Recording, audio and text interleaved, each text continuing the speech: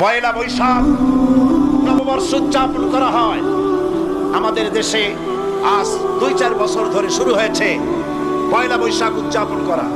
পয়লা বৈশাখে সকাল বেলায় বাসন্তী রঙের শাড়ি পরে সারা রাত রাস্তায় আলপনা এঁকে রমনা লেকের পাশে গিয়ে যুবতী আর যুবকরা বাসন্তী রঙের শাড়ি পরে সূর্য উদয়ের পানে করজোড়ে সেদিকে তাকিয়ে বলে, এসো হে নববৈশাখ স্বাগতম হে।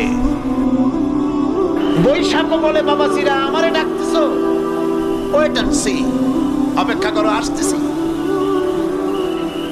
যে বৈশাখকে ডাকা হলো, স্বাভাবিক বৈশাখ কালমশিকী রুদ্র রূপ ধারণ করে 180 মাইল স্পিডে এসে বাড়ি ঘর কল কারখানা ভাঙ্গিয়া জনমের মতো স্বাগতম হে।